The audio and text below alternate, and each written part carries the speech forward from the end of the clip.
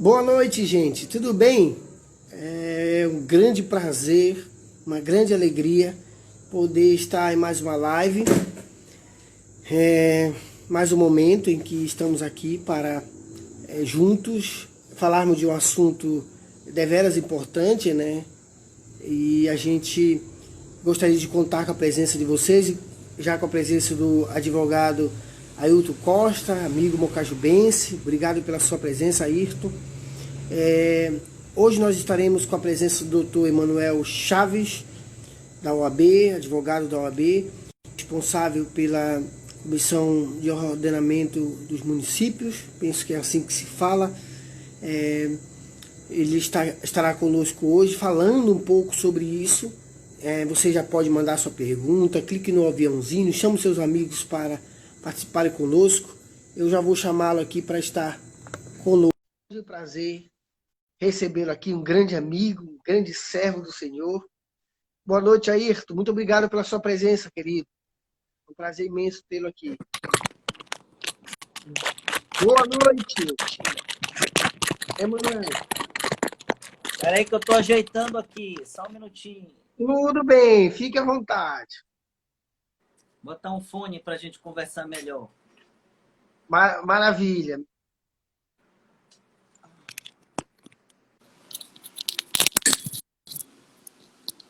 Caio, querido, obrigado pela presença. Já estamos aí, Certo. à disposição. Emanuel, querido, obrigado pelo seu aceite Tudo, conosco. tudo ok a imagem aí, Juscelio? Olha, ela tá deitada só. O teu celular tá deitado? Tá deitado. Pois é, aí tu tá aparecendo deitado. Agora, fica melhor. Espera aí. Virando. Não, deixa eu virar aqui. Gira e fica melhor. Tentar virar ele. Pronto. Perfeito. Melhorou? Agora sim, ficou bom. Tá me ouvindo bem? Tudo certinho? Tá me ouvindo bem, mano? Não, agora parece que falhou um pouco. Agora, talvez a internet, esses dias tem sido uma luta aqui. Fazemos a live devido à internet, ela não tem ajudado muito. Pronto. Oi. Agora ok, né? Tá me ouvindo agora, né? Não ficou legal Tá me ainda. ouvindo? Já não Oi. tá me ouvindo? Agora. Tá me ouvindo? Agora. Opa! Vamos lá. Pronto. Vamos lá. Emanuel, querido, primeiramente, boa noite. Obrigado por você aceitar o nosso convite. A gente tem feito inúmeras lives e para abençoar a vida do povo. E tem sido muito gratificante poder participar e poder contribuir com o povo que nos assiste. A gente tem feito da seguinte maneira. A gente, como depois salva a live, muitas pessoas assistem depois. Então, certamente muitas pessoas não te conhecem. Eu gostaria que você se apresentasse antes de qualquer coisa para o público de hoje à noite que nós estaremos falando. O que a gente vai falar um pouquinho hoje, só para introduzir aí, queria que você se apresentasse rapidamente. Tá. Eu já vi aqui um amigo, Leônio Miranda, aí, acessou aí a live. É um amigo de longas datas aí. Juscelio, eu sou o Emanuel Chaves, tá? Sou advogado já há uns 17 a 18 anos, tá? Atualmente, e eu tenho um escritório de advocacia que a gente dá consultoria para municípios, para a Câmara de Vereadores e trabalha muito com direito eleitoral, constitucional, administrativo. E atualmente eu exerço uma tarefa na Ordem dos Advogados do Brasil, na seção aqui do Pará, que eu sou presidente da comissão temática de advogados municipalistas, né, da advocacia municipal, que são os advogados que trabalham com municípios. E sou conselheiro, né, do Conselho da OAB Pará também. E aceitei o convite porque é um tema que está todo mundo debatendo aí, né? E as informações jurídicas, elas são importantes, porque às vezes o senso comum, ele acaba que a gente acha que as pessoas fazem as coisas porque querem, né? Os governantes, porque têm ideias, mas não, tudo tem uma base jurídica, um fundamento jurídico. Então, por exemplo, lockdown, quarentena, distanciamento social, entendeu? Isolamento social, tudo tem uma base jurídica. Até mesmo o tratamento aí dessa pandemia mesmo, científico e médico, tudo tem ordenamento jurídico, nada é da cabeça de ninguém, entendeu? Sempre tem uma referência, qualquer que seja, ou internacional, ou nacional, ou estadual, ou municipal, que os governantes se baseiam. Mas vamos lá, estou à Mano, disposição. sim. Poxa, é muito bom. Olha só, eu particularmente, um dos grandes projetos que eu poderia dizer que se um dia tivesse a oportunidade de fazer, era direito. Não para trabalhar na área de advocacia ou qualquer coisa do tipo, mas para conhecer. Por quê? Eu vejo que é de extrema importância o cidadão, seja ele quem for, conhecer um pouquinho, conhecer os direitos, seja ele qual for. Isso ajuda em vários fatores. Ajuda na compreensão das leis, ajuda na questão social dele conhecer, e ele, como cidadão, entender o papel ou os papéis das autoridades em meio a situações como essa que nós estamos passando. E por isso eu vejo importante, porque a população de um todo, ele não tem muito esse senso crítico e de analisar por esse viés jurídico. Então, eu queria perguntar, começar perguntando sobre qual é a importância da intervenção jurídica num período como esse que nós estamos vivendo. Por exemplo, imagine que não existisse nenhuma intervenção jurídica.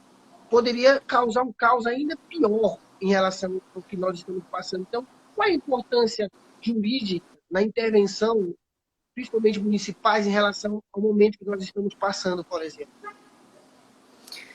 É assim, veja bem, tem um princípio máximo no direito, e se falando de direito público, que é exatamente o que a gente está tratando aí, o enfrentamento à pandemia, ele parte de ações, de regulamentações do poder público. Então, assim, tem um princípio que é o princípio da legalidade, né, que ele permeia todo o sistema jurídico, o ordenamento jurídico. Então, a administração pública, no caso aí, os municípios, o Estado e a União, né, representada pelo governo federal, estadual e municipal, eles só podem agir de acordo com a norma, ou seja, aquilo que a lei diz que tem que agir. Por exemplo, no caso aí da pandemia, eu lembro bem que o fato que tem um fato que deu origem ao ordenamento jurídico da pandemia, que é uma lei, né, a Lei Federal 13.979, tá?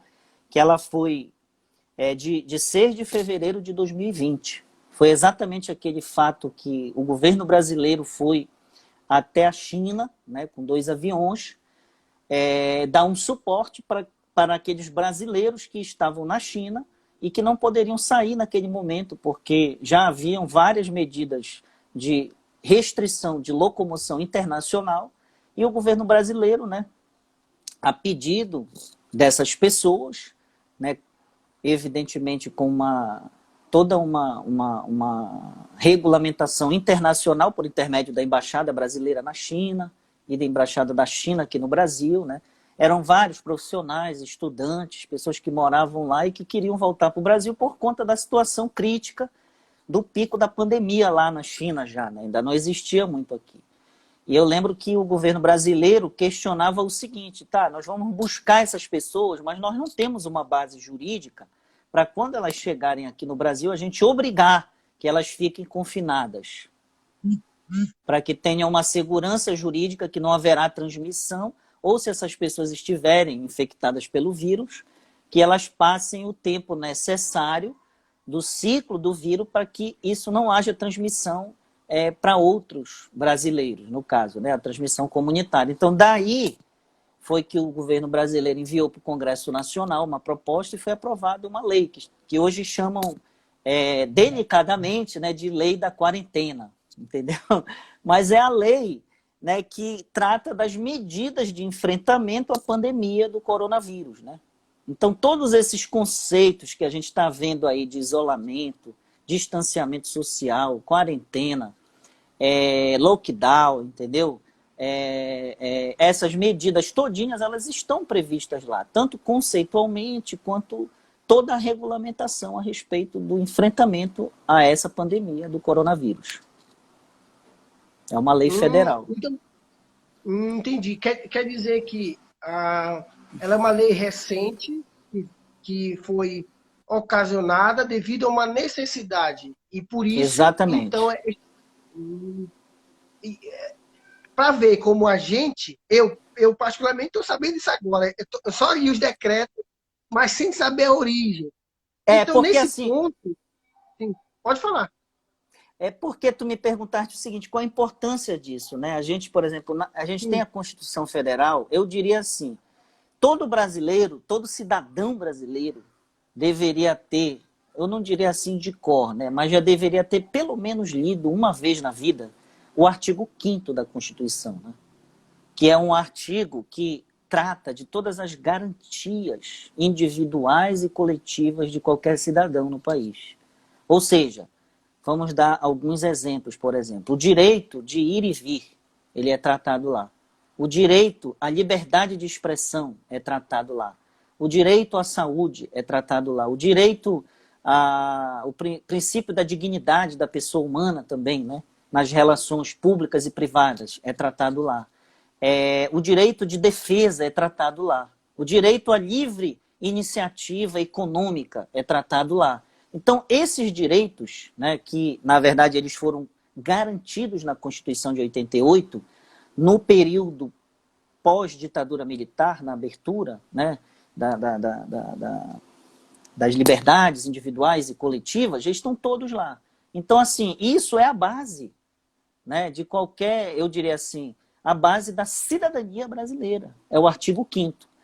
E essa lei, ela vem exatamente regular uma limitação a esses direitos e garantias que todos nós temos. Por exemplo, o direito de ir e vir, que o Estado dá uma ampla liberdade de você transitar no território nacional, ele é limitado por uma circunstância excepcional, né?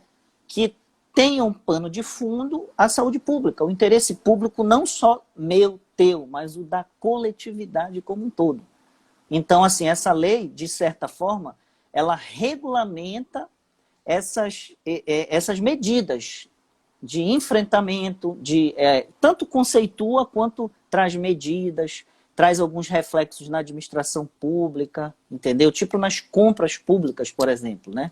A gente sabe que tem toda uma burocracia para que a administração pública possa fazer as aquisições de qualquer bens e qualquer serviço. É diferente de nós, né, que temos o nosso orçamento, a gente compra aquilo que a gente bem entender melhor. Né? A administração pública não, ela tem que fazer seleção, ela tem que a gente chama licitar, tem que ter concorrência, tem que escolher a melhor proposta, o melhor preço, a qualidade. E essa lei também trata disso por conta da pandemia, que exige digamos assim, umas ações mais imediatas do Estado, entendeu? Evidentemente que a gente tem que ter todo cuidado nisso aí, porque não é uma carta branca para que o administrador faça o que ele quer também. Né? A gente está vendo aí que ainda hoje teve um problema não, né? Uma operação da Polícia Federal no governo do Rio de Janeiro, que está investigando possíveis fraudes aí na compra de respiradores, coisas diretamente relacionadas à pandemia, né? Então, assim tem nos municípios, nos estados e tal. Então, tudo isso, essa lei trata. E essa limitação também do Estado dizer, olha, Licélio, tu não pode sair agora na rua, é lockdown, meu amigo. Entendeu? É tratado também nessa lei, a base jurídica de tudo isso. Então, a administração está agindo de acordo com aquilo que está determinado numa norma. Evidentemente que toda lei ela tem uma finalidade que a gente chama principiológica, teleológica, né, que é a finalidade da norma. Entendeu? Então, ela a norma, ela nasce a partir de um fato social, né? O fato social aí foi essa questão da excepcionalidade da pandemia. Então a gente precisava de uma lei federal, que é recente, que regulamentou toda eu diria aí, essa fofoca que existe aí em relação à limitação das liberdades e garantias individuais que estão na Constituição Federal. Poxa, Manuel, olha só, eu confesso que eu fiquei até certo ponto agradecido a Deus, porque assim, eu nunca tinha ouvido de um advogado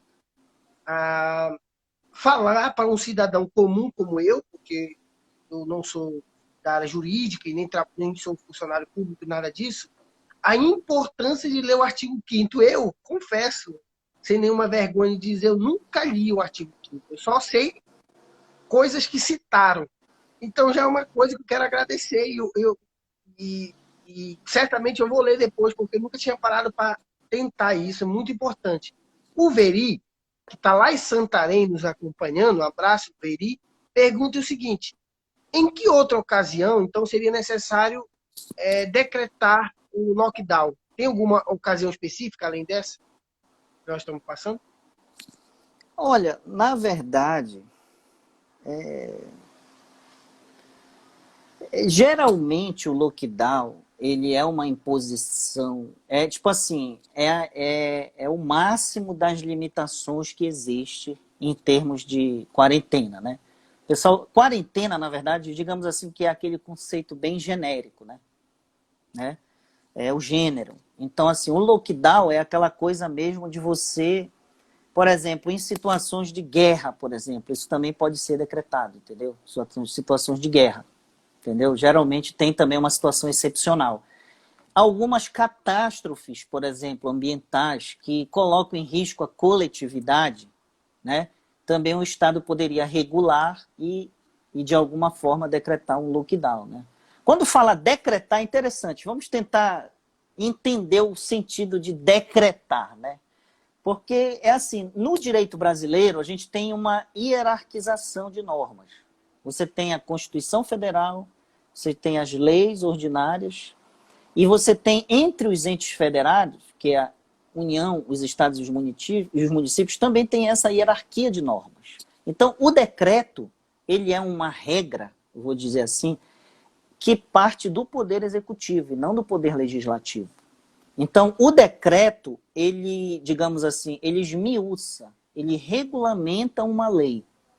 Entendeu? Então, assim, nós temos essa lei da pandemia, que tem lá um artigo que fala de isolamento das pessoas nessa situação, e o decreto, que é um ato do Poder Executivo, ou seja, do prefeito, ou do governador, ou do presidente da República, é um ato legislativo do Poder Executivo. Não sei se deu para entender, né? É porque no sistema federado tem isso, né, também. Tem a harmonia entre os poderes. Então, o momento que o Executivo está legislando, só que ele não pode modificar a lei, ele pode complementar a lei, né? Ele pode regulamentar a lei, entendeu? Então, assim, o decreto, ele é um ato do Poder Executivo, entendeu? Então, assim, nessa lei federal que eu te falei, ela traz toda essa divisão, tá, de competências de ações entre o governo federal, estadual e municipal, tá? E a partir dessa regulamentação, houveram vários questionamentos, porque ela concentrava muito as ações no Ministério da Saúde, entendeu? Só que a competência para tratar da saúde pública no direito brasileiro, a gente diz que ela é uma competência comum entre os entes. Tanto o município, quanto o Estado, quanto a União, eles podem regulamentar e eles podem executar ações no que diz respeito à proteção à saúde pública. Então, houveram vários questionamentos e o Supremo Federal, e chegou até o Supremo Tribunal Federal uma ação, tá, levada pelos estados e municípios, e o Supremo decidiu. Eu lembro que existia uma grande confusão, até nós do direito nos sentíamos meio assim inseguros, porque a gente não sabia o que a gente escutava. Se a gente escutava, olha, tem um decreto do presidente da República, o governador fez outro decreto e o prefeito da minha cidade fez outro, Qual é o decreto que está valendo, entendeu? Então, o que, que a gente tem que escutar? Então, o Supremo, ele exatamente interviu para dizer o seguinte, olha, os entes federados, eles são autônomos para legislar e para executar ações no que diz respeito ao enfrentamento à pandemia, mas elas têm que ser de forma cooperada. Ou seja, o federalismo brasileiro, ele é um federalismo que a gente chama cooperado. Você tem que buscar a unidade a partir da diversidade de competência entre os entes. Na prática, isso não é fácil, né? Porque a gente está vendo aí que tem muito conflito, né? Conflito ideológico, conflito de entendimento, sobre várias coisas em relação à pandemia, entendeu? Então, o decreto, quando fala assim, decretou o lockdown, ou é o prefeito, ou é o governador, ou é o presidente da República que governa, que decreta o lockdown. E isso está relacionado à dimensão territorial. O prefeito ele pode estabelecer limitações na sua cidade, o governador no seu estado e o presidente no território nacional como um todo. Só que é assim, né? Vamos dizer que o prefeito e o estado eles podem limitar mais do que o governo federal, né? O que a gente está vendo, na verdade, é assim, existe uma normativa federal que os estados complementam e os municípios complementam mais ainda. Porque eu costumo dizer o seguinte, existe uma prática, existe uma diferença entre a realidade e o que está escrito, né? Porque realmente, de fato, quem sente lá na ponta as coisas é o prefeito, entendeu? E em segundo plano o governador e em último plano o presidente da República, né? Não em termos de responsabilidade, mas quem bate mais na porta, por exemplo, nós podemos saber onde é que o nosso prefeito mora, por exemplo, né? Mas o presidente da República, onde ele anda, o que ele faz, é comum, né? Nas cidades menores, você ir lá na porta do prefeito bater, pedir socorro, na verdade, entendeu?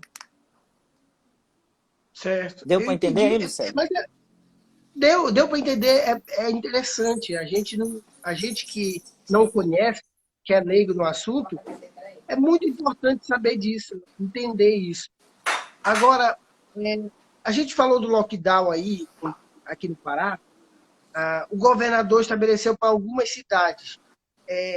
Até a cidade, é o prefeito que então, determina, por exemplo, Ó, a Ruth aí, quer ajudar também aqui. Um abraço, oh meu Deus! Que alegria te ver! Podia participar com a gente. Eu não estou escutando. Eu vou ouvir Sim. agora. Por exemplo, em que momento é o prefeito que determina, ou ele pode determinar, por exemplo, o lockdown na cidade, dependendo do caso, porque a gente viu que o governador que fez, né, entre várias cidades. O prefeito, ele tem toda a autonomia, tá? Para decretar qualquer tipo de limitação. Inclusive, ele pode discordar, viu? Do decreto do governador e do decreto do presidente da República. Principalmente quando ele resolver limitar mais ainda. Entendeu? É essa autonomia que o Supremo Tribunal Federal definiu, entendeu? Que tanto a União Federal quanto os estados e os municípios, eles têm autonomia para regular as ações e as limitações de combate à pandemia, entendeu? Evidentemente que, por exemplo, isso tudo, como eu falei, ele tem que ser permeado por uma base técnica, né? Que a gente está vendo aí, eu particularmente tenho escutado muito essa palavra, né? Que são índices epidemiológicos, né? Então, assim, essas decisões, elas têm que ser tomadas a partir de um apoio técnico da área da epidemiologia no município, entendeu? No estado e no governo federal. Então, assim, não pode também, aliás, poder pode, né? Mas não deve ter aquelas decisões da cabeça do gestor, entendeu? Então, assim, nesse caso do Pará, a base do governador foi a base em que a Secretaria Estadual de Saúde estava monitorando as cidades com maiores números, né, de pessoas infectadas, né? Então, assim, que a transmissão comunitária do vírus ela estava desenfreada. Então, foi uma necessidade a partir desse critério. Agora, sim, os prefeitos, eles poderiam regulamentar de forma diversa ou aderir ao decreto do governo do estado. Entendeu? Mas na prática é assim, por exemplo, o prefeito é que diz, olha, eu vou aderir a essa regra do governo do estado, entendeu? Harmonicamente, porque eu entendo dessa forma. Tanto é que agora, quando terminou o lockdown, o governador, no decreto do governador está bem claro que as prefeituras poderiam continuar com as medidas restritivas caso elas achassem necessárias. E poderiam decretar o estado de lockdown, né? Outro fator interessante que a gente está vendo aí, que é exatamente essa tua preocupação, né? E que é assim, até que ponto as prefeituras e o estado e a União, elas conseguem harmonicamente, né, se cooperar para que a gente chegue no entendimento único. Né? Então a gente tem visto aí que existe muita resistência de alguns prefeitos de decretar o lockdown pela pressão, né, que o setor econômico exerce, e a gente está vendo aí que o Poder Judiciário agora está interferindo, né? Que o Ministério Público tem ajuizado ações, a Defensoria Pública, no sentido de que exija que os municípios decretem um lockdown, né? E exatamente que eu, como trabalho com isso, eu sei muito bem o que isso representa, né? A pressão que é, digamos assim, é uma situação delicada, porque ao mesmo tempo a gente tem que ter sensibilidade que as pessoas, por exemplo, dependem do trabalho, né? E o mercado informal, aquele trabalho de rua, ele é uma realidade no nosso país. Tem muita gente que necessita mesmo, né? Entendeu? Trabalhar, sair todos os dias. E como o vírus, ele tem uma transmissibilidade muito fácil, né? No contato pessoal.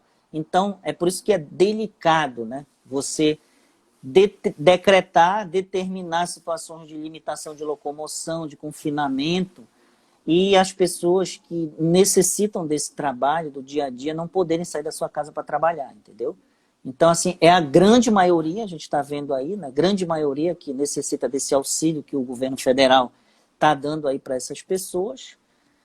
Mas, né, por outro lado, sem a saúde a gente não consegue trabalhar, né? Então, assim, você vê que o lockdown ele é uma coisa mesmo assim de tempo limitado.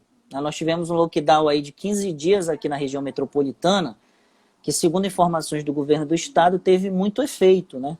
Teve um efeito prático no que diz respeito ao desafogamento, né, do sistema de saúde, tanto público quanto privado, né? Porque não pensa que é só o público, não. O sistema privado está mais esgotado ainda do que o público, entendeu? Então, assim, isso é uma realidade. Quando as pessoas ficam em casa, a transmissibilidade ela diminui e a pressão sobre o sistema público de saúde e privado ela diminui também. Então, eu acho que... mas na prática, isso daí é como se fosse um jogo, né? Que a gente vai observando, vai tomando iniciativas, medidas para minimizar as coisas, até que a ciência encontre uma saída aí para uma medicação mesmo efetiva ou até mesmo uma vacina para que a gente possa respirar com mais tranquilidade aí na rua.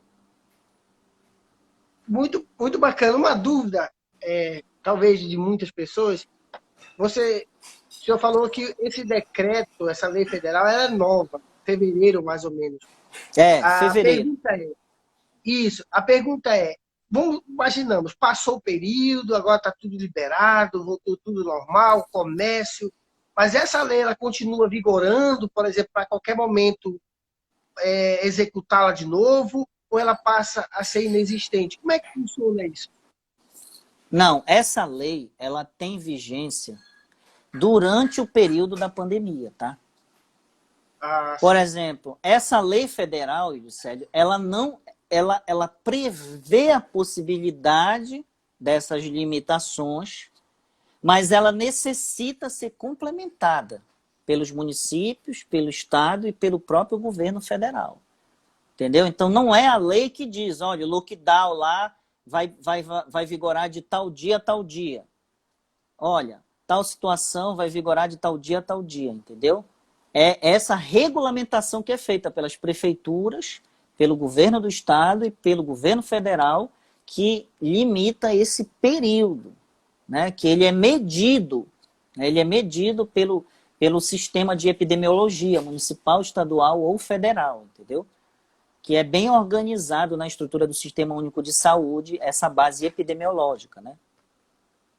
Deu para entender? Não, sim, sim, e é interessante saber, porque a gente não conhece, né? Então, é importante saber sobre isso. Então, todas as leis, nesse período, por exemplo, aquela do Detran e outras leis, elas vão vigorar até nesse período, né? Depois, Até no final da pandemia. Depois elas têm toda a legislação ela prevê isso, que esta lei entra em vigor, entendeu? Em tal dia. E nesse caso específico, as legislações municipais, estaduais e federal relacionadas à pandemia, sempre tem um artigo que diz que a eficácia dessa norma é aplicada até que dure o período, né, de excepcionalidade aí em função, em decorrência da pandemia de Covid-19. certo? Emanuel, doutor Manuel, me lembrei aqui de uma pergunta que eu fiz para o senhor, lembro-me bem que o senhor me respondeu. Talvez é uma dúvida que muitas pessoas têm. Eu e você somos membros da mesma igreja, nós somos servos do Senhor Jesus, mas é importante que o povo, por isso lhe fiz a pergunta, porque eu não conhecia na época, uma resposta, até para mim mesmo, como Vicente, em relação ao seguinte: por que há uma interferência em relação à igreja? Isso, de fato, é necessário para que o povo entenda o quanto é importante entender essa necessidade do cristão entender a importância dessa até mesmo intervenção religiosa para prevenir, para cuidar. Aí ele não consegue entender o porquê que, por exemplo, o comércio, o supermercado fica aberto e a igreja não pode. Você lembra dessa pergunta que eu te fiz? Que você Eu me respondeu? lembro. Pois é, eu queria que você comentasse, porque ajuda o povo a entender. Por favor. É exatamente o que eu te falei. Lá no artigo 5º da Constituição Federal, prevê lá o direito à livre manifestação de culto, né? De Sim. qualquer cidadão, entendeu? O Estado ele não pode limitar isso, entendeu? Dizer assim, olha, Licélio, você não pode fazer um culto nessa praça, você não pode reunir nessa igreja. Não, é livre a manifestação que a gente chama de liberdade religiosa, né, ao culto, entendeu? Só que o entendimento em relação às igrejas, ele não é um entendimento praticamente direcionado como se a gente estivesse dizendo assim, olha, por exemplo, isso aqui não é necessário, isso aqui é vulgar ou coisa parecida. Não. É um entendimento comum, por exemplo. Esses dias eu participei de uma live com o pessoal da Câmara Municipal de Belém e um dos vereadores ele é muito atuante na área do esporte. Então ele está sofrendo pressão em relação a essa questão do esporte. Aí ele me perguntou praticamente a mesma pergunta que você me falou do esporte, né? Aí eu disse assim, olha, tem esporte que você consegue fazer sozinho, mas a maioria do esporte você não consegue. Você só faz isso de forma coletiva, reunindo muita gente. Então, é o mesmo raciocínio para as igrejas, né? Há uma preocupação em relação à aglomeração de pessoas, entendeu? Principalmente em ambientes fechados. Então, esse é um padrão técnico, entendeu? Não é um padrão que eu diria assim. Agora, o comércio, se não tiver o comércio, a gente não tem como comer, né? Entendeu? Não tem como limitar o supermercado, aquela coisa mesmo essencial. Não que a atividade religiosa não fosse essencial, tá certo? Porque você poderia muito bem limitar a atividade com os cuidados, como você tem também nos cuidados do supermercado, né? Que você mantém uma distância na fila, você entendeu? Aquela coisa toda. Mas, veja bem, como a atividade religiosa, de maneira geral, entendeu? Quase todo mundo, entendeu? Digamos assim, se afina ou exercita a sua liberdade religiosa, eu não tenho dúvida que, principalmente nos finais de semana, há aglomeração de pessoas em ambiente fechado. Então, assim, o princípio que permeia, ele não é o princípio de limitar, por exemplo, a atividade religiosa como se fosse algo até mesmo preconceituoso, como se fosse algo ideologicamente pensado, entendeu, pelo Estado. Tá? É mesmo uma preocupação no sentido geral, de aglomeração de pessoas. Tanto é que a principal orientação de qualquer autoridade de saúde é essa, olha, evite aglomeração de pessoas. Entendeu? Por exemplo, agora no decreto está liberado, né? As atividades religiosas até 10 pessoas em ambiente fechado, né? Principalmente para que as pessoas possam pelo menos organizar os seus cultos e as suas atividades nas plataformas virtuais, né? Para que não fique lá só o pastor, só o padre, enfim, só o dirigente religioso. Deu para entender mais ou menos? Eu entendi. E naquele contexto que eu fiz a pergunta, eu entendi também. Mas é importante falar isso agora ao público, porque pelo menos eles, quem tinha essa dúvida, pelo menos esclarece um pouco. Eu tinha dúvida e perguntei no privado e você me respondeu naquele momento, e aquilo ali me deu um alívio em entender como é que funcionava dentro do direito. E é muito importante, sem dúvida, isso tudo em relação à questão da jurisprudência, não sei se esse é o nome, mas dentro do direito é importante. Sim, esse é o nome. Esse é o nome? Jurisprudência, a gente é uma fonte do direito, né? São as decisões judiciais que formam opinião. Exatamente. Isso eu estou dizendo. Eu entendi nesse sentido. Eu achei que é extremamente importante. Olha, a irmã Maíris aqui presente conosco hoje. Obrigado, irmã. A gente está vendo que agora o Pará, apesar de ter dado, por exemplo, fim ao lockdown, algumas medidas ainda foi adotada pelo governo do estado. Uma delas é que não tenha viagem intermunicipais e interestaduais, mas que a pessoa que, por exemplo, estiver em um município e precisar esteja a passeio ou visitando parente, alguma coisa assim, e ela precisar voltar para o seu município de origem, aí o decreto diz que isso é possível desde que ele comprove. Como é que isso acontece? Como é que vai ser? Por exemplo, moro em Belém, o senhor sabe, mas a minha vida toda em Mocaju, minha família está lá, eu sou de lá. Como é que isso pode funcionar, isso? Até que ponto? Como é que eu provo, por exemplo, eu quero ir para Mocajuba ou eu quero ir de Mocajuba para Belém? Isso é muito ruim. É uma pergunta porque surgiu ontem, aí eu anotei e falei que eu ia fazer hoje. O principal argumento nessa limitação aí, ela está vinculada também à essencialidade.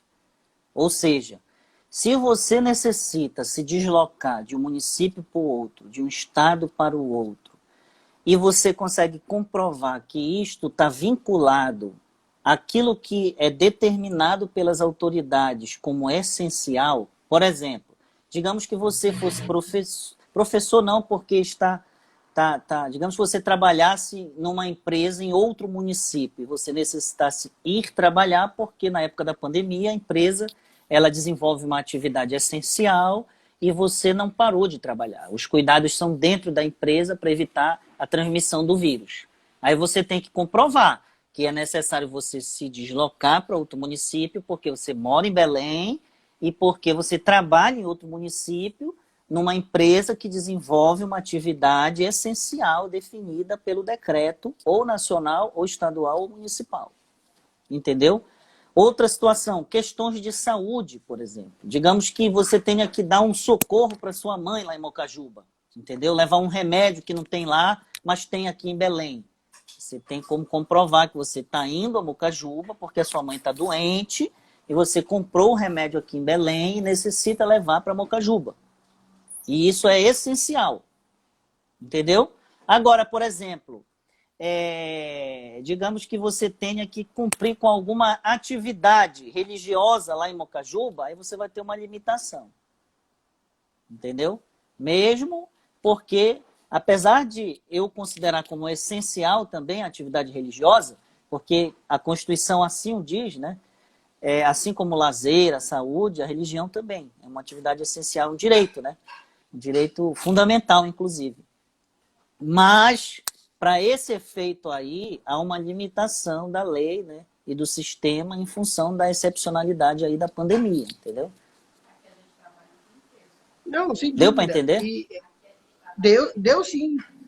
Então, isso tudo está sempre atrelado à questão do direito. É importante Por exemplo, eu conhecer sou e a gente... advogado, eu trabalho com Sim, municípios. O município não parou. Então, se eu necessitar me deslocar de Belém para algum município, eu tenho como provar que eu sou advogado, trabalho com o município, estou indo até o município porque eu trabalho com o município.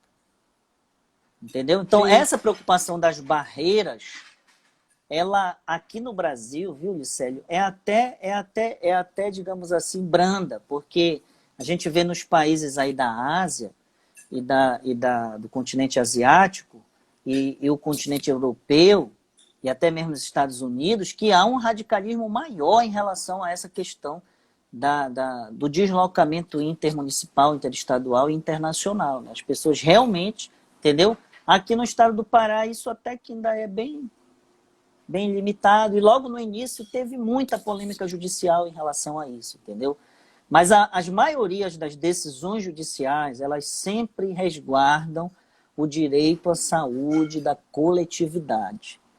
Porque, assim, o que a gente tem que ter em mente é que todas essas limitações, elas não são só para resguardar a nossa saúde, sim da coletividade. Então, o pensamento, ele é coletivo. Não importa o que eu penso. O Estado tem que garantir, entendeu? Minimamente a segurança, a saúde pública da coletividade. Então, se tiver que limitar essa movimentação de pessoas, essa lei federal que eu te falei, ela permite isso. Entendeu? Essa limitação. Mas, assim, Não, muitas vezes é na prática que você tem que comprovar o que você vai fazer. sim. E, inclusive, tem a pergunta aqui da Maíra, mas antes eu vou fazer um comentário para ver como é importante. Porque, Emanuel, tudo que tu está me falando é novidade para mim. Eu não conheço. Eu sei um pouquinho só de teologia, bem mal. Direito, nada. Então, é muito importante, inclusive para mim, saber disso, porque para informar quem sabe. A Maíra diz assim, como fica o direito de ir e vir, afinal não tem nada comprovadamente que isso evite o vírus. Se é um vírus como qualquer outro, com uma consequência maior, porque eu terei que ser multada, por exemplo. A pergunta dela fica assim, como fica o direito de ir e vir? Afinal, não tem como comprovar que evite a pessoa de ser contaminada ou não, e por que tem que ser multada nesse caso aí? Uma consequência maior. Eu já falei, assim, primeiro é que a comprovação científica, ela existe sim, entendeu? Por exemplo, a gente percebeu na prática que esta limitação, principalmente do lockdown, ela teve um efeito, porque o vírus, ele se transmite de duas formas, entendeu?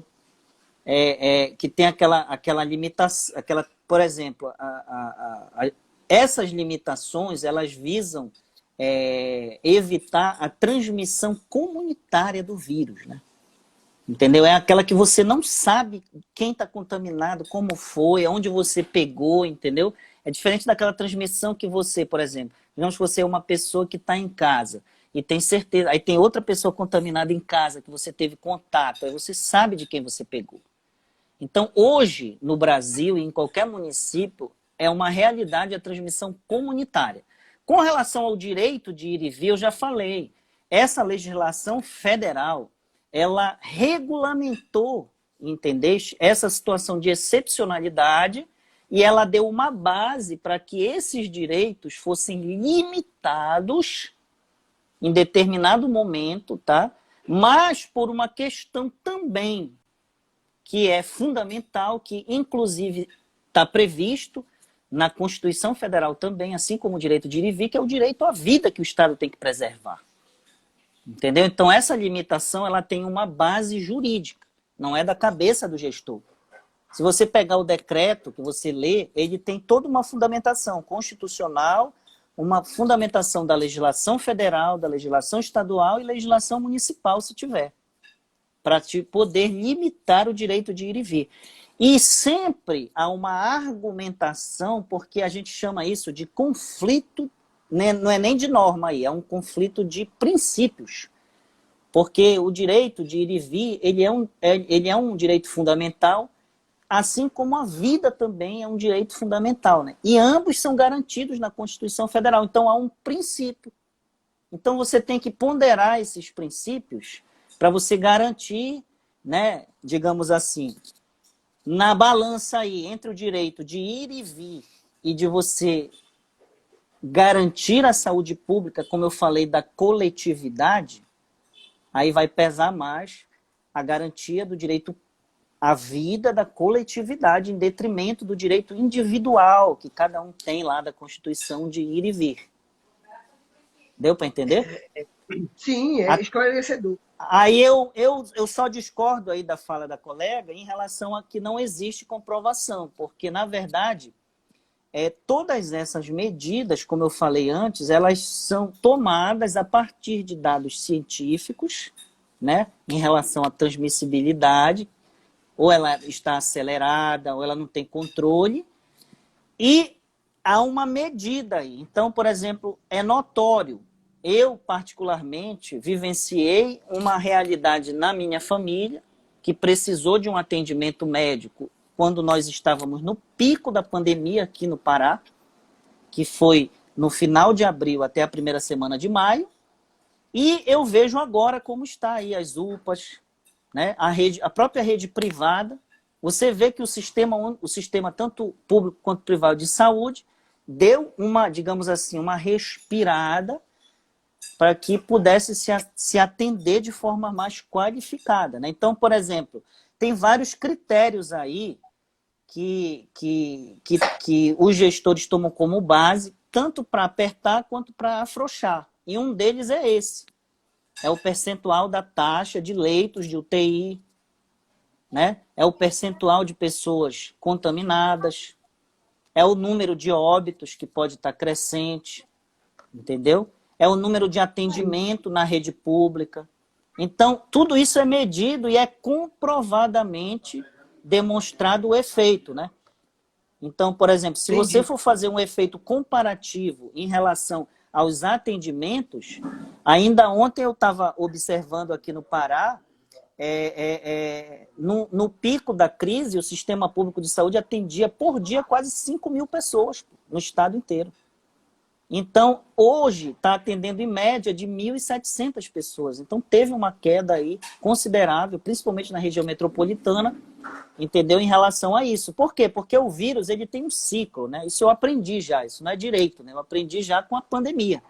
O vírus ele tem um ciclo que varia entre 15 a 21 dias. Então, se você segurar essas pessoas que supostamente estão infectadas dentro de casa e segurar as pessoas que não estão infectadas, esse ciclo de muita gente vai passar e vai evitar a contaminação em massa, né? Que a gente chama a contaminação comunitária. Então, o lockdown, ele limita o direito de ir e vir em função que a vida também, ela se sobressai ao direito de ir e vir, o direito à vida que essas pessoas têm. Mas não é o direito individual. O Estado ele tem que se preocupar com o direito coletivo. Não é o que eu penso, o que o Licélio pensa, o que a irmã Maíris pensa, o que fulano pensa.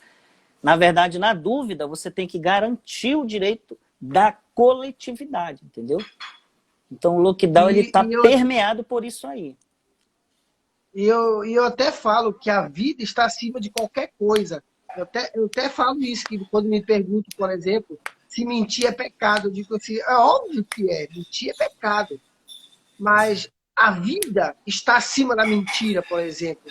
É meio estranho falar isso, mas enfim, é outro assunto. Mas, é muita filosofia. Assim, a pergunta é, imaginemos, e eu espero que isso não aconteça, é longe de mim que aconteça, mas é só uma para entender. Imaginemos que fosse um período de eleição. Como é que ia acontecer? Sim. toda vez a eleição acontece naquele mês, naquele período. E se fosse exatamente esse período de pandemia, onde tivesse que se estender, como nós estamos agora, mais de quase 90 dias, como é que ia funcionar essa questão eleitoral? Como é que você acha que ia funcionar isso? Isso aí eu posso te falar com propriedade, que é a minha praia, entendeu? Então, hoje no Brasil se discute duas situações, tá? Tem uma corrente que diz o seguinte, olha, nós não vamos conseguir este ano reduzir os índices de transmissão epidemiológica, de transmissão do vírus, e a eleição ela está prejudicada. Então, nós estamos propondo aqui que os mandatos sejam unificados até 2022 e que tenha uma única eleição em 2022. Esta é uma corrente forte, defendida principalmente pelos prefeitos, vereadores, que vão esticar por mais 2 anos o seu mandato. Principalmente, né, aqueles prefeitos que já estão naquele período que não tem mais reeleição, né, já estão no segundo mandato. Mas é um movimento nacional aí, que tem toda uma fundamentação e tal. As autoridades da Justiça Eleitoral, principalmente o presidente do Tribunal Superior Eleitoral, que é o ministro do STF, o Barroso, né, ele já, inclusive, manifestou o que para ele seria mais razoável, que também é defendido por muita gente, tá? Inclusive, o Ministério Público Eleitoral hoje postulou junto à Justiça Eleitoral que as eleições não sejam adiadas e que há estudos comprovados de várias universidades e de órgãos internacionais que aqui no Brasil nós vamos conseguir dar uma equilibrada em agosto, tá? Na pandemia. E como as eleições são em outubro, no dia da eleição em outubro, que vai movimentar muita gente, entendeu? Nós não teríamos motivos para adiar a eleição. E tem o meio termo aí, né? Que inclusive é defendido pelo ministro, presidente hoje do Tribunal Superior Eleitoral, do TSE, que as eleições elas sejam adiadas para o mês de dezembro, entendeu? Então, como é que se faz isso, tá?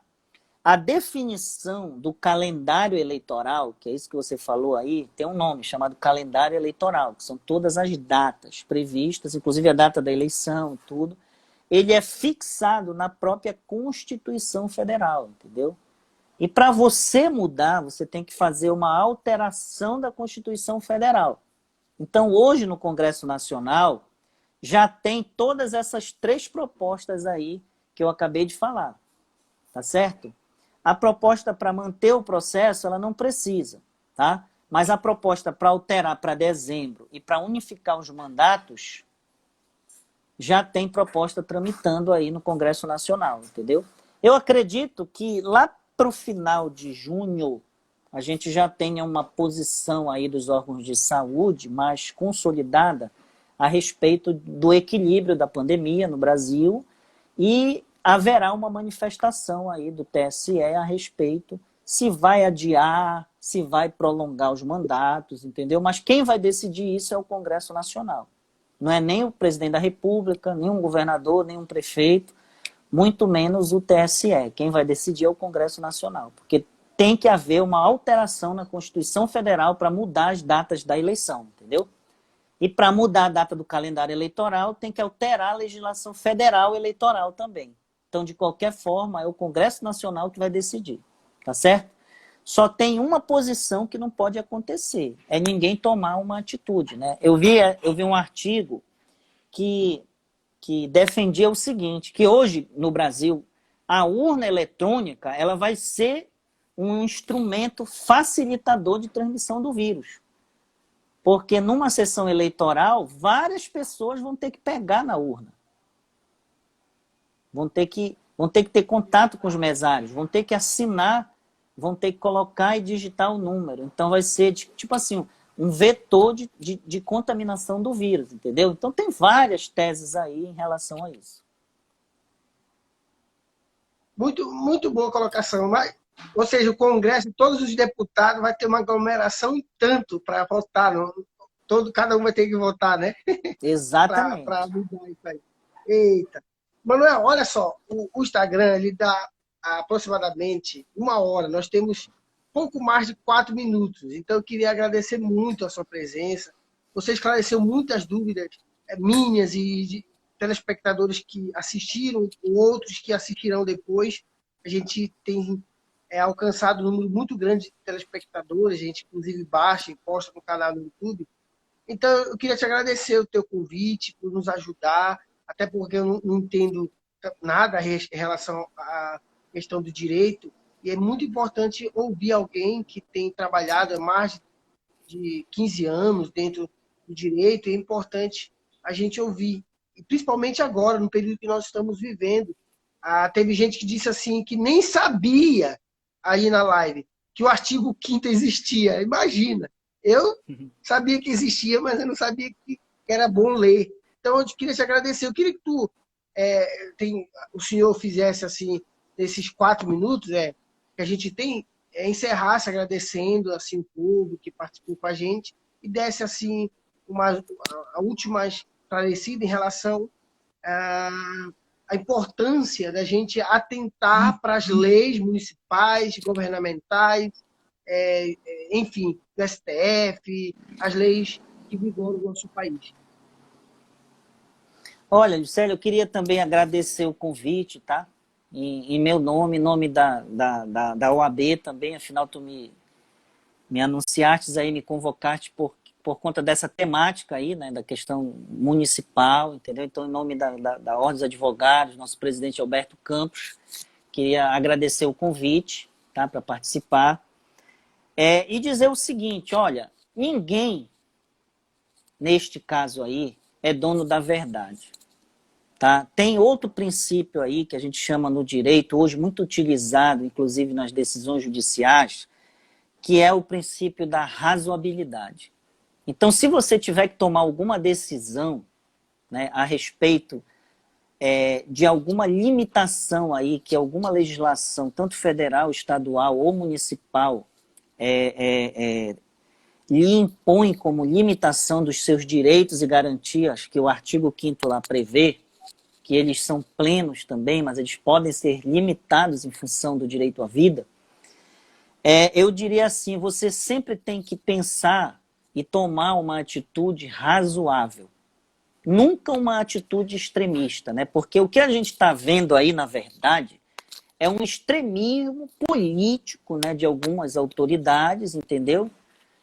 Em função dessas temáticas. Por exemplo, nós estamos dialogando aqui o que diz a lei, o que diz a Constituição, o que diz... Nós não estamos aqui falando de posição de governante X, Y, Z. Mas eu tenho percebido que existe aí, na verdade, digamos assim, uma manifestação muito forte, né, hoje, política, que tem desconsiderado, entendeu? Digamos assim, a ciência, desconsiderado a razoabilidade, a razão, e como se fosse qualquer decisão. Eu, por exemplo, não sei, se eu pegar esse vírus, qual vai ser a reação dele em mim. Entendeu? Apesar de não ser, digamos assim, eu sou hipertenso, controlado, né, porque eu tomo meu remédio direitinho, mas eu não sei, de repente, se eu posso, entendeu, manifestar a forma grave ou não.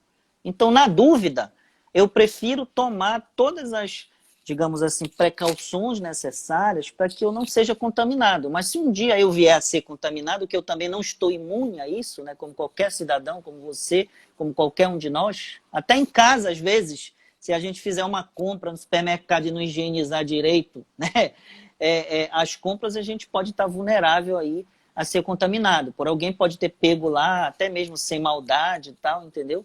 E você pode ser contaminado. Então, assim, se você tiver que tomar alguma decisão, eu prefiro usar a razoabilidade, entendeu? Do que arriscar. Entendeu? Por convicção própria. A gente está vendo aí que tem muita gente que minimizou os impactos aí, né, do vírus e que tiveram, infelizmente, as suas vidas, né? Eu conheci um governante, eu não sei se é verdade, ainda teria que ver, que o pessoal diz que ele morreu de Covid-19 porque ele não queria transmitir o cargo para o gestor, né? Para o outro gestor, se ele tivesse que se internar e sair do município. Eu não sei se isso é verdade, eu ouvi falar, entendeu? mas que o gestor faleceu de Covid, faleceu no município, porque ele não queria ser transferido para não poder transferir o cargo, tipo, para o vice-prefeito assumir a cidade, entendeu?